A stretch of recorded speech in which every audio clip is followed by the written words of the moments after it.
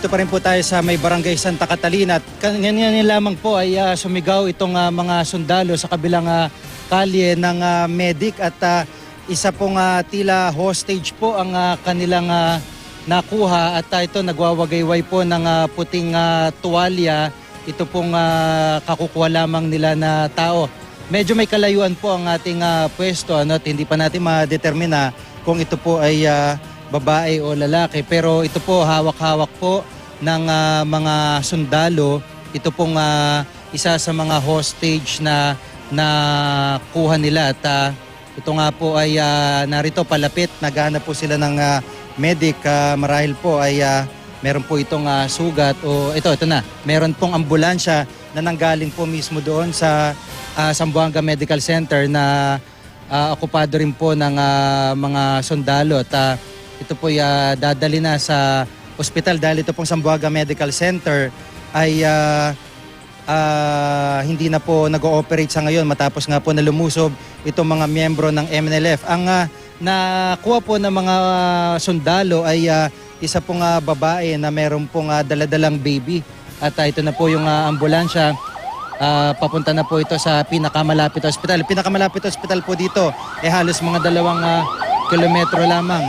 At yan po ang pinakabagong sitwasyon na inyo pong nakita mula dito sa Barangay Santa Catalina. Samantala, tagumpay po ang puwersa ng pamahalaan na limitahan ng lugar na pinupwesto ng mga rebelde sa Zamboanga City. Pipilitin po ng lokal na pamahalaan ng mga nagsarang establishmento sa lungsod na magbukas na. May live report si Sandra Aguinaldo. Sandra.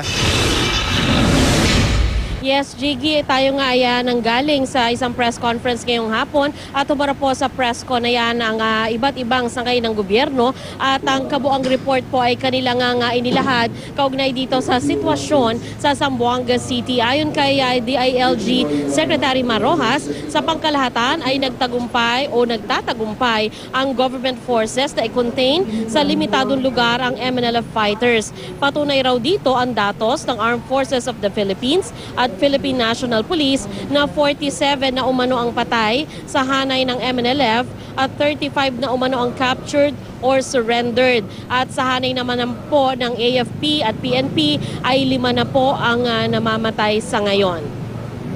From 5 barangays, I think that you yourselves as reporters and as journalists, you will note that perhaps as beginning yesterday and into today, the barangays that are being mentioned are now limited to Santa Barbara, Santa Catalina, and partially Talon-Talon. No?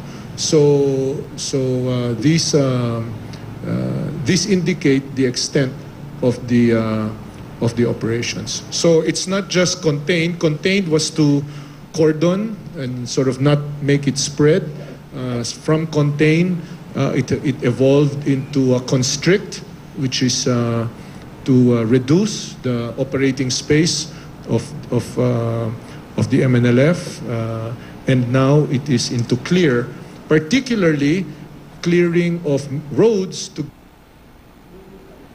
Ayon po kay Secretary Rojas ay bukod doon sa nalimitahan na ang ginagalawang lugar ng MNLF fighters ay nangangaunti na rin po daw yung actual encounter sa pagitan ng mga sundalo at ng MNLF.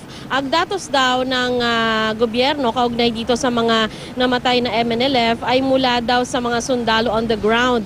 Meron daw mga labi ng MNLF fighters na nare-recover ang PNP at ito ay binibigyan ng proper burial ng mga ustad sa Zamboanga. Meron din daw namataan ng mga sundalo na shallow grave sa ilang lugar at dito raw ay hindi ginagalaw ng mga otoridad bilang respeto na rin po. Bukod dito ay tinalakay din sa briefing na sa lalong madaling panahon ay layunin ng gobyerno na mabuksan ang mga business establishment sa Zamboanga dahil nananatiling sarado ang marami sa mga bangko at tindahan. Bukas na raw ang ilang drugstores at magbubukas na rin ang ilang mga bangko. Abot-abot naman ang pasasalamat ni Zamboanga City Mayor sa mga sundalo at pulis na nagbubuwis raw ng buhay laban sa MNLF.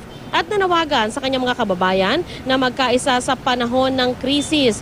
Hindi rin daw makakapayag ang local government ng Zamboanga na hayaan na lang makatakas ang MNLF fighters na narito ngayon gaya ng salakay nila ang Kabatangan Complex ilang taon na ang nakalilipas.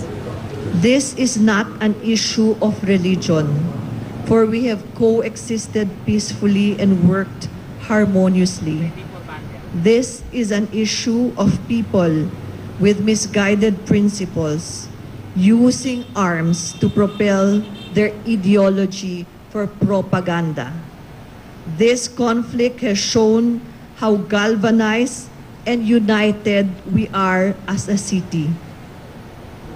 Jiggy, umattend din sa press conference na yan ng Bureau of Fire Protection at sinabi nila ay 8 sunog ang naitala nila at doon lamang sa Santa Catalina ay 150 to 200 homes daw ang nasunog. Samantala po ay naghahanda pa rin na isa pang mercy flight ang gobyerno para sa may 300 pa raw na kababayan natin na nais mag-pilgrimage sa Mecca pero hindi makaalis dahil nga po sarado ang airport dito. Pero paglilinaw nila, Jiggy, ay para lamang ang flight na ito dun sa mga talagang may biyahe patungong Mecca. Jiggy?